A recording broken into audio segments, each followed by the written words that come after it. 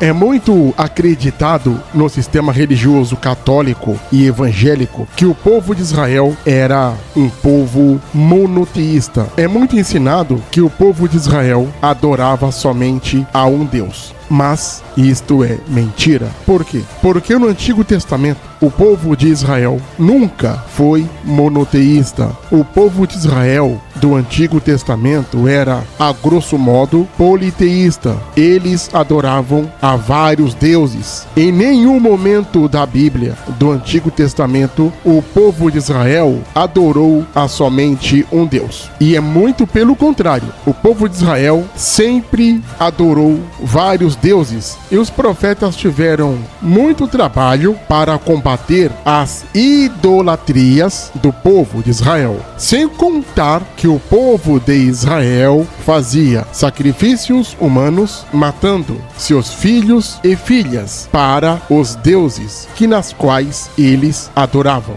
Além de serem politeístas ao extremo, como qualquer povo daquela região e daquele período, eles também faziam sacrifícios humanos. Ao longo deste vídeo, vou provar que o povo de Israel adorava Moloque, Baal, Quemos e etc.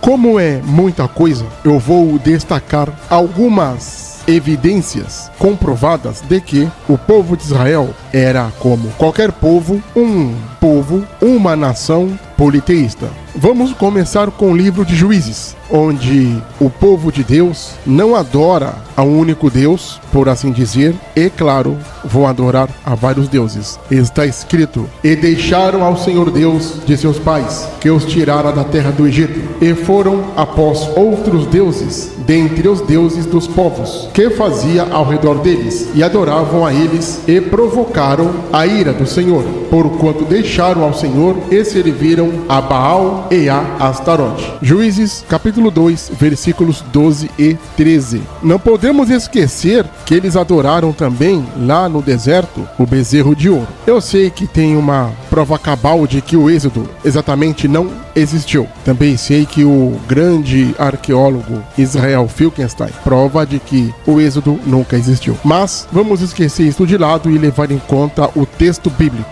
sabendo que o Êxodo em si nunca existiu. Mesmo assim, o povo de Israel cometeu adultério, adorando ao bezerro de ouro, um deus egípcio. Falando no Egito, eles nasceram no Egito. Esta geração era egípcia. E é claro, eles adoraram ao deus Apis. Ainda no livro de Juízes, quer dizer, voltando no livro de Juízes, nós temos o caso de Jefté, que sacrificou sua filha. Está escrito: e Jefté fez um voto ao Senhor e disse: se totalmente deres os filhos de Amon na minha mão, aquilo que, saindo da porta da minha casa, me vier ao encontro, voltando eu dos filhos de Amon em paz, isso será do Senhor. Eu oferecerei em holocausto. Juízes 11, versículos 30 e 31. Não adianta os religiosos torcerem pra cá, pra lá, dizerem que não foi bem o holocausto, mas não tem pra onde fugir. O povo de Israel tinha consciência de que eles não podiam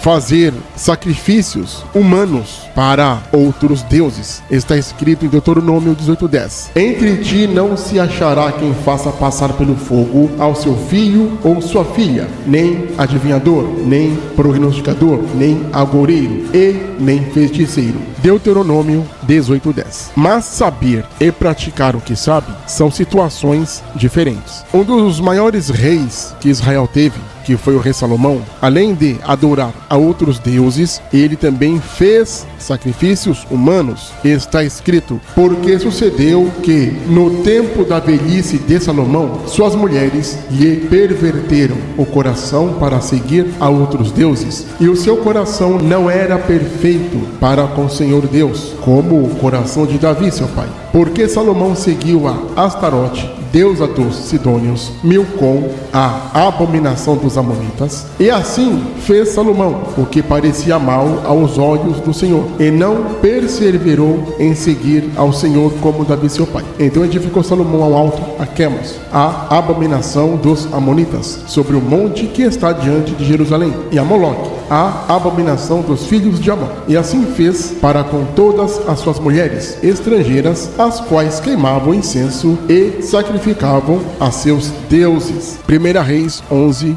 do versículo 4 ao versículo 8. Aí o religioso vai dizer assim: ai, mas não está escrito que Salomão sacrificou seus filhos ou que sacrificou seres humanos a Deus? Isto, ó herege e ignóbil religioso, imbecil, nós temos que entender o texto, interpretar o texto. Vamos lá. Os deuses Quemos e Moloque aceitavam sacrifícios de animais, como Jeová aceitava sacrifícios de animais, e também eles aceitavam sacrifício humano. Se Salomão queimou incenso e sacrificava aos seus deuses, certamente ele deve ter oferecido sacrifício ao deus Quemos e ao deus Moloque animais como boi, ovelha, etc. E também seres humanos. Neste caso, poderia ser escravos de guerra, algum inimigo político, não sei. Mas era rigoroso os sacrifícios a Quemos e a Moloque para com seres humanos também, que eram oferecidos a estes deuses. Sem dizer que Salomão também era de um baita idólatra. Está escrito: porque me deixaram e se curvaram a Astarote, deusa dos Sidônios, e a Quemos, deus dos Amonitas, e a Milcom, deus dos filhos de Amon, e não andaram pelos meus caminhos para fazerem o que é reto aos meus olhos, a saber, aos meus estatutos e os meus juízos, como Davi seu pai. 1 Reis 11, 33. E seguindo na linhagem real aqui dos mandatários de Israel e de Judá, nós temos o rei Acás, que foi um mau rei. Ele foi filho de Jotão, que foi um bom rei, e pai de Ezequias, que também foi um bom rei. O rei Acás foi um péssimo rei. E está escrito: porque andou no caminho dos reis de Israel, e até seu filho fez passar pelo fogo, segundo as abominações dos gentios, que o Senhor lançara fora de diante dos filhos de Israel. 2 Reis 16, versículo 3. Viu? Sacrifício humano. O povo de Israel nunca foi um povo monoteísta. O povo de Israel sempre foi uma nação politeísta. Como eram politeístas os povos do Antigo Oriente e de toda a história antiga. Está escrito que a causa do cativeiro de Israel foi por causa de vários fatores, enfim, e também por causa da infidelidade que o povo de Israel praticou contra Deus. Neste período aqui, quem é o rei de Israel é o rei Oséias, filho de Elá. Nesta ocasião, Israel está dividida com 12 tribos ao norte, tendo Samaria como capital, e 2 tribos no sul, tendo Jerusalém como capital. E está escrito: e também fizeram passar pelo fogo a seus filhos e suas filhas, e deram-se a adivinhações, e acreditavam em agouros, e se venderam para fazer o que era mal aos olhos do Senhor, para provocarem a ira. 2 Reis 17, versículo 17. Nesta ocasião, Oséias perde seu reinado, o povo é levado cativo, é o maior êxodo do povo hebreu. O maior êxodo do povo hebreu não foi o êxodo de Judá, foi sim o cativeiro de Israel, que eram 12 tribos, e eles eram muito mais ricos do que o povo de Judá. E Oséias perde sua vida, eles começam a falar aramaico, que era uma ordenança do rei Salmanassar V e depois de seu irmão, Sargão II. E é por isso que Jesus fala aramaico e etc. O cativeiro de Israel foi uma grande perda para o reino, embora dividido, para o reino do povo hebreu. O reinado de Manassés também foi um reino terrível. Manassés foi filho de Ezequias, que foi um bom rei, e pai de Amon, que foi um péssimo rei. Está escrito: e até fez passar a seu filho pelo fogo, adivinhava pelas nuvens, era agoureiro e ordenou adivinhos e feiticeiros, e prosseguiu em fazer o que era mal aos olhos do Senhor, para provocar a ira. 2 Reis 21, versículo 6. O rei Manassés, rei de Judá, era um rei mau, um rei que acreditava em signos, ele era supersticioso e passou seres humanos pelo fogo para oferecer às suas divindades. O rei Josias tentou acabar com esta idolatria, mas quando ele morreu, esta prática voltou. O rei Josias foi um bom rei, foi rei de Judá. Ele era filho do rei Amon, que foi o mau rei, e pai do rei Jeoacás, que também foi um mau rei. Está escrito: e também profanou a Tofete, que está no vale dos filhos de Inom, para que ninguém fizesse passar a seu filho ou sua filha pelo fogo a Moloque. 2 Reis 23:10. Aqui o rei Josias, ele tenta acabar com esta idolatria e com esta má prática de matar pessoas para oferecer às divindades. E no vale de Inom, ele extermina com esta prática, e a partir daí o vale de Inom começa a ser um lixão, lixo público. E lá eram queimados todo o lixo, com enxofre, enfim, cadáveres de animais, indigentes, etc. E é por isso que o Vale de Inom vai ser descrito como um lugar ruim na época de Cristo. E ele faz uma comparação disto pelo que seria o inferno, por assim dizer. Ele faz uma certa comparação com o Vale de Inom, que era um lixão público. Seria a Cracolândia do país de Israel na época de Cristo. Começou a ser assim a partir de Josias, que tentou, claro, exterminar com estas práticas maléficas. No livro de Jeremias, no capítulo 32, nós entendemos que Jeremias compra um campo em Anote para tentar acabar com a prática. E Jeremias também pede esclarecimento para Deus, porque o povo de Israel vivia no pecado, adorando outros deuses. E ele recebe a resposta de Deus. No versículo 35, nós vemos que a prática de matar pessoas e oferecer em sacrifício humano a deuses ainda continuava no período de Jeremias. Está escrito: e edificaram os altos de Baal, que estão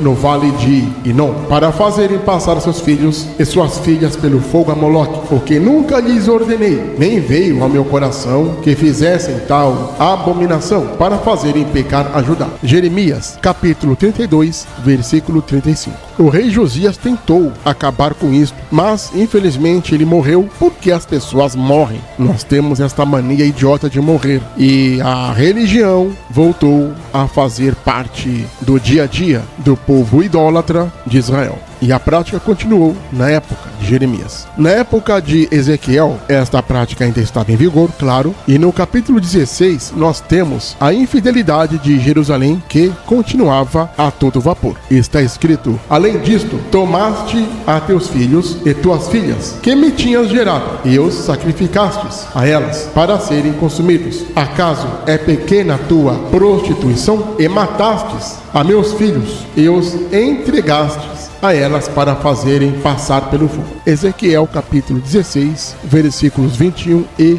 22. Então, este negócio de matar pessoas e oferecer em sacrifício humano para as divindades era mais que corriqueiro na época de Israel. O povo de Israel jamais foi um povo monoteísta, nunca, em nenhuma hipótese. E o último versículo aqui, nós vemos que estas idas e vindas do povo de Israel era comparado à prostituição. E Ezequiel faz uma comparação sobre isto. Pelo menos vemos isto no capítulo 23. E todo o texto, nós vemos que a metáfora de Oholá e Oholibá, que são as duas meretrizes, são eufemismos para o adultério de todo o povo hebreu. Está escrito: porque adulteraram, e sangue se acha nas suas mãos, e com os seus ídolos adulteraram. Até os seus filhos, que de mim geraram, fizeram passar pelo fogo para os consumir. Ezequiel capítulo 23, versículo 37. Não adianta espernear, não adianta ficar com raivinha, não adianta fazer beicinho, não adianta adianta mandar textão me xingando, eu não estou nem aí com a hora do Brasil. Não dou a mínima. O povo de Israel era idólatra. O povo de Israel não adorava um único Deus. Eles nunca adoraram uma divindade. Nunca foi uma nação monoteísta. Eles sempre foram politeístas, como qualquer povo daquela região, daquele período, que era a coisa mais comum do mundo. O povo de Israel começou a querer ser monoteísta muito tempo depois do cativeiro de Judá. Mais ou menos no período dos Macabeus, eles começaram a quererem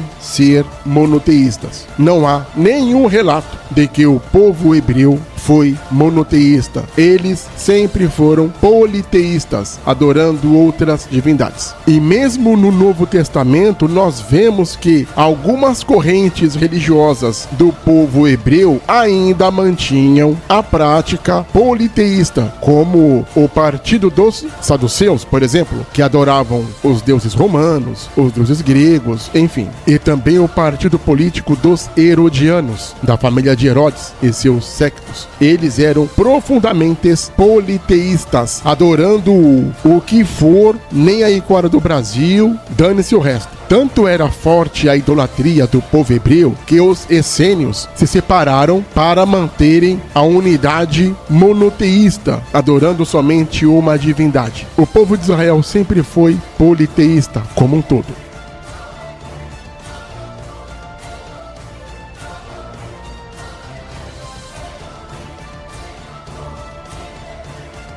Não esqueça de se inscrever no canal.